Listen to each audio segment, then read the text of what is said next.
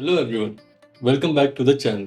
अगर आप यहाँ नए हो तो मैं हूँ नितिन तिवारी और आज हम बात करने वाले हैं कैट की एक बहुत ही क्रूशियल सेक्शन के बारे में, VARC, जो होता है verbal ability and reading comprehension. VARC की प्रिपरेशन स्टार्ट करने से पहले मैंने चुपचाप 2023 के तीनों स्लॉट के PYQ सॉल्व करने का ट्राई किया। फर्स्ट अटेम्प्ट में ही मेरे अराउंड 20 मार्क्स आ गए थे, जो कि काफी अच्छे हैं फॉर अ डिसेंट स्टार्ट। जब मैंने थर्ड स्लॉट का पेपर सॉल्व किया, मेरे अराउंड 40 मार्क्स का बैरियर क्रॉस कर गया। ये डेफिनेटली काफी इंप्रेसिव परफॉर्मेंस माना जा सकता है किसी भी कैट एस्पिरेंट के लिए, क्योंकि मैं एक UPSC एस्पिरेंट भी रहा हूँ और मुझे कभी भी CSET में कोई प्रॉब्लम नहीं हुई है। शायद ये रीज़न है कि VRC सेक्शन पे मेरी डिसेंट ग्रिप है और कैट के तीनों सेक्शंस में से मेरा एम है कि VRC को अपना डोमिनेंट एरिया बनाऊं। इस सेक्शन में मेरा परफॉर्मेंस अभी तक अच्छा रहा है और क्वांट और DILR के मुकाबले मुझे लगता है कि इसमें काफ़ी बेटर होल डेवलप करने का मेरा पोटेंशियल है। अगर आप कैट 2024 की तैयारी कर रहे हो या अभी जर्नी शुरू की है तो ये वीडियो आपके लिए एक अल्टीमेट गाइड होगा VRC सेक्शन को क्रैक करने के लिए। तो वीडियो को एंड तक जरूर देखो, क्योंकि मैं कुछ वैल्यूएबल टिप्स और स्ट्रेटेजी शेयर करने वाला हूँ। सबसे पहले VARC की इंपॉर्टेंस को स्टेप बाय स्टेप समझते हैं। VARC एक मेजर पार्ट है कैट एग्जाम का और इसमें क्वेश्चंस आते हैं रीडिंग कॉम्प्रिहेंशन से लेके वर्बल एबिलिटी तक। VARC में टोटल 24 क्वेश्चन होते हैं, जो कि आपके परसेंटाइल के लिए काफी सिग्निफिकेंट होता है। इन्हें अगर कंपेयर करें क्वांट और DILR से तो दोनों से कंपैरेटिवली ज्यादा क्वेश्चन रहते हैं VARC सेक्शन में। तो इसको अप्रोच करने के लिए सबसे पहले कि फोकस करो आप रीडिंग कॉम्प्रिहेंशन पे। रीडिंग कॉम्प्रिहेंशन क्वेश्चन डोमिनेट करते हैं VARC सेक्शन को और ये यूजुअली अराउंड 70% क्वेश्चन होते हैं। Around 4 passages are asked in the paper and इसको टैकल करने का की है practice, but practice is needed in the right direction. So first step is to skim the passage. पहली चीज जो तुम्हें करनी चाहिए वो है पैसेज को क्विकली रीड कर लो without studying it in detail. इससे तुम्हें पैसेज का ओवरऑल आइडिया समझने में मदद मिलेगी बिना अननेसेसरी डिटेल में फंसने के। मेन गोल कि पैसेज की एक हाई लेवल अंडरस्टैंडिंग पाना। ये कैसे करना है, तो हर पैराग्राफ के फर्स्ट और लास्ट लाइन को जल्दी से पढ़ लो। हर सेक्शन का सेंट्रल थीम आइडेंटिफाई करने की कोशिश करो बिना डिटेल में घुसे। ओवरऑल फ्लो समझने की कोशिश करो। सेकेंड इज हमेशा पैसेज पढ़ने से पहले क्वेश्चंस को एक बार देख लो। क्यों? क्योंकि इससे हमें पता चलेगा कि किस चीज पे फोकस करना है तुम जब पैसेज पढ़ रहे होगे। कुछ क्वेश्चन स्पेसिफिक डिटेल्स के बारे में होंगे, जबकि कुछ ब्रॉडर थीम से आइडिया पे फोकस करेंगे। थर्ड इज पैसेज को एक्टिवली पढ़ो। जब हम पैसेज पढ़ रहे होते हैं तो हमारे दिमाग में अलग अलग ख्याल आने लगते हैं और कोई स्टोरीज चलने लगती है। तो जब पैसेज पढ़ रहे हो तो एक्टिव और अलर्ट रहो। ऑथर का टोन, मेन आइडिया और पर्पस समझने की कोशिश करो। मेन गोल है कि ऑथर के आर्ग्यूमेंट और स्ट्रक्चर को समझना। अब ये कैसे करना है, तो पैसेज को पहले छोटे छोटे चंक्स में डिवाइड करके पढ़ो। हर पैराग्राफ क्या काम कर रहा है, क्या नया आइडिया इंट्रोड्यूस कर रहा है, क्या एविडेंस प्रोवाइड कर रहा है या एक कॉन्ट्रास्टिंग पॉइंट ही डिस्कस कर रहा है, ये सब समझो। ट्रांजिशन वर्ड्स जैसे हाउएवर, देयरफॉर या ऑल्दो, इन सब पे ध्यान दो, क्योंकि ये आर्ग्यूमेंट्स के शिफ्ट को पॉइंट आउट करते हैं। अगर कोई डिफिकल्ट वोकैब हो तो उसमें मत फंसना। सेंटेंस या पैराग्राफ का ओवरऑल मीनिंग समझने पे फोकस करो और वो डिफिकल्ट वोकैब को इग्नोर करो। फोर्थ इज समराइज करते हुए चलो। हर पैराग्राफ को पढ़ने के बाद एक लाइन में उसकी मेंटली समराइज कर लो। इससे तुम्हें क्वेश्चन आंसर करते टाइम पूरा पैसेज दोबारा नहीं पढ़ना पड़ेगा। Fifth, time management. CAT exam में टाइम मैनेजमेंट बहुत इंपॉर्टेंट है। तुम्हें हर RC पैसेज पे लगभग 8 से 9 मिनट स्पेंड करने चाहिए,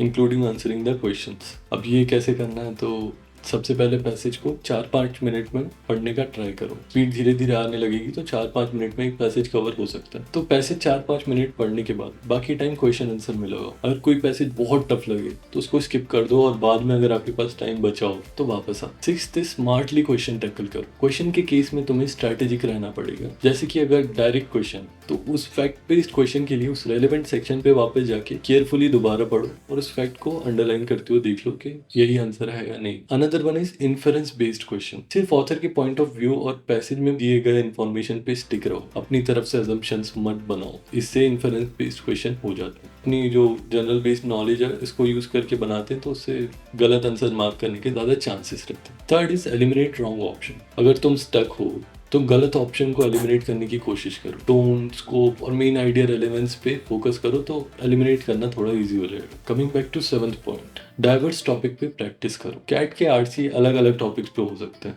science, politics, history, philosophy. Excel करने के लिए तुम्हें डिफरेंट टाइप के कंटेंट पढ़ने की आदत होनी चाहिए। अगर नहीं है तो डालनी होगी। ये कैसे इंप्रूव करना है, तो PYQs, न्यूज़पेपर, जर्नल्स, बुक्स, इन सबको पढ़ सकते हो आप, ताकि तुम्हें अलग अलग राइटिंग स्टाइल से फेमिलियर हो जाओ। अब ये सब नहीं पढ़ पा रहे हो तो एटलीस्ट PYQs तो मैं बोलूँगा कि लगा लेना कुछ सालों के सारे slots. 8th one is track करो और स्पीड इंप्रूव करो। स्पीड इंपॉर्टेंट है लेकिन साथ ही साथ एक्यूरेसी को मत भूलना, उसे भी मेंटेन करना। अब ये कैसे इंप्रूव करें, तो इसके लिए क्या आप रेगुलरली अपने आप को टाइम करके आरसी पैसेज प्रैक्टिस करो।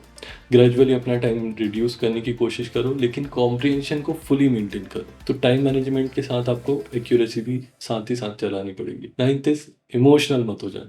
कभी तुम्हें कोई पैसेज बोरिंग लग रहा हो या जार्गन से भरा हुआ मिल जाए तो इससे फ्रस्ट्रेट मत हो। फोकस क्वेश्चंस पे रखो और हर एक डिटेल को समझने में टाइम वेस्ट मत करो। ओवरली टफ सेक्शन को स्किप कर दो, बाद में अगर टाइम मिले और जरूरत हो तो वापस आओ। 10th is review your mistakes. हर प्रैक्टिस टेस्ट के बाद अपनी मिस्टेक को जरूर रिव्यू करो। ये इंप्रूव करने का एक बहुत ही इफेक्टिव तरीका है। जो आंसर गलत हुए उनके एक्सप्लेनेशन को पढ़ो और समझो कि गलती कहाँ हुई, ताकि फ्यूचर में ये सेम गलती रिपीट ना हो। अगर यही चीज़ कर लोगे आप तो आपके 40 मार्क्स तो वीआरसी में आ ही जाने चाहिए। ये थी कुछ स्ट्रैटेजी जो तुम्हें आरसी सेक्शंस को क्रैक करने में मदद करेंगी। अब बात करते हैं वर्बल एबिलिटी सेक्शंस की। वर्बल एबिलिटी सेक्शन आपकी सेंटेंस स्ट्रक्चरिंग और लॉजिक पर फोकस करता है। की क्वेश्चंस टाइप है parajumbles, odd sentence out, sentence elimination and figuring out proper conclusion. सबसे पहले बात करते हैं पैराजम्बल्स की। पैराजम्बल का मेन गोल है कि जो जम्बल्ड सेंटेंस हैं उनको लॉजिकल ऑर्डर में अरेंज करना ताकि एक कोहेरेंट पैराग्राफ बन सके। मेन स्ट्रैटेजी पैराजम्बल्स को सॉल्व करने की हो सकती है कि फर्स्ट है ओपनिंग सेंटेंस आइडेंटिफाई करो। ऐसा सेंटेंस ढूंढो जो कि सब्जेक्ट या आइडिया को इंट्रोड्यूस कर रहा हो। Usually first sentence stand alone होता है और पहले मेंशन दी गई किसी चीज़ का रेफरेंस नहीं देता। उन सेंटेंस से बचना है जो कि प्रोनाउन से स्टार्ट होते हैं, जैसे ही, दे, इट या फिर रेफरेंस जैसे सच, दिस, दैट, क्योंकि ये किसी पहले वाले आइडिया को फॉलो करते हैं। Second is search for mandatory pairs. ऐसे सेंटेंस आइडेंटिफाई करो जो क्लियरली एक दूसरे को फॉलो करते हैं। जैसे अगर एक सेंटेंस एक कॉन्सेप्ट इंट्रोड्यूस कर रहा है और दूसरा एक्सपेंड कर रहा है या एग्जाम्पल देता है, उनको पेयर कर दो। There are clues for pair. जैसे प्रोनाउंस, सेंटेंस जो यूजुअली प्रोनाउन से स्टार्ट होते हैं यूजुअली उस सब्जेक्ट को इंट्रोड्यूस करते हैं। 2 इज क्रोनोलॉजिकल या लॉजिकल सीक्वेंस। अगर एक सेंटेंस किसी चीज़ का मेंशन करता है जो लॉजिकली दूसरे से पहले या बाद में आता हो, जैसे कॉज इफेक्ट या इवेंट सीक्वेंस, तो उन्हें पेयर कर दो। Another one is transition word पर ध्यान दो। वर्ड्स जैसे however, therefore, although, meanwhile tone या लॉजिकल स्टेप में चेंज का इंडिकेशन देते हैं। ये सेंटेंस के बीच में रिलेशन समझाने में मदद कर सकते हैं। फॉर एग्जाम्पल, हाउएवर टिपिकली एक ऐसे सेंटेंस के बाद आता है जो एक आइडिया एक्सप्रेस करता है जिससे वो कॉन्ट्रास्ट करेगा, तो ऐसे सेंटेंस को आप पेयर करो। 4 इज कंक्लूजन इंडिकेटर चेक करो। कंक्लूडिंग सेंटेंस अक्सर पैराग्राफ को समराइज करता है या एक फाइनल थॉट देता है। ये यूजुअली बॉर्डर या क्लोजिंग स्टेटमेंट होता है जो नई इंफॉर्मेशन इंट्रोड्यूस नहीं करता। अगर इन पॉइंट्स को आप ध्यान दें तो पैराजम्बल्स आसानी से टैकल कर सकते हो। अब बात करते हैं ऑड सेंटेंस आउट टाइप के क्वेश्चन की। मेन गोल इज ऐसे सेंटेंसेस को आइडेंटिफाई करो जो लॉजिकली पैराग्राफ के फ्लो में फिट नहीं होता। स्ट्रैटेजी क्या है इसकी, तो सबसे पहला है कि सेंट्रल थीम समझो। सब सेंटेंस पढ़ो और कॉमन थीम या सब्जेक्ट आइडेंटिफाई करो जो मोस्ट सेंटेंसेस में हो। ऑड सेंटेंसेस अक्सर एक अलग आइडिया डिस्कस करते हैं या कुछ ऐसा इंट्रोड्यूस करते हैं जो आपकी बाकी ग्रुप से अनरिलेटेड हो। Second is search for contextual disconnect. ऐसे सेंटेंस पे फोकस करो जो टोन, सब्जेक्ट मैटर या सीक्वेंस से ऑफ टॉपिक लगते हैं। फॉर एग्जाम्पल, अगर 4 सेंटेंस इकोनॉमिक्स के बारे में बात कर रहे हैं और एक हिस्ट्री या बायोलॉजी के बारे में बात कर रहे हैं तो वो अनरिलेटेड सेंटेंस है और मोस्ट लाइकली ऑड वन होगा। Third is sentence structure clues. Structure या फोकस में डिफरेंसेस ढूंढो। ऑड सेंटेंस में एक्स्ट्रा डिटेल हो सकती है जो मेन आर्ग्यूमेंट या नरेटिव से रेलेवेंट नहीं होती। स्टैंड अलोन सेंटेंसेस जो बाकी सेंटेंसेस के साथ कनेक्ट नहीं होते अक्सर आउटलायर्स होते हैं। Moving on to figuring out proper conclusion type questions, तो इनमें मेन गोल क्या होता है कि पैराग्राफ या आर्ग्यूमेंट्स के लिए एक करंट कंक्लूडिंग सेंटेंस आइडेंटिफाई करो। कंक्लूजन आइडेंटिफाई करने के लिए स्ट्रैटेजी क्या हो सकती है, तो first is main idea summarise करो। कंक्लूजन सेंट्रल थीम को रैप अप करनी चाहिए बिना कोई नई इंफॉर्मेशन इंट्रोड्यूस किए। ऐसा सेंटेंस ढूंढो जो डिस्कशन को ब्रॉडन करता हो या पैराग्राफ के आइडिया से रिलेटेड एक फाइनल टेक अवे देता हो। सेकेंड इज न्यू आइडियाज को अवॉइड करो। कंक्लूडिंग आर्ग्यूमेंट्स में नई आर्ग्यूमेंट्स या कॉन्सेप्ट इंट्रोड्यूस नहीं होने चाहिए। ये पैराग्राफ के मेन पॉइंट्स को समराइज करना चाहिए।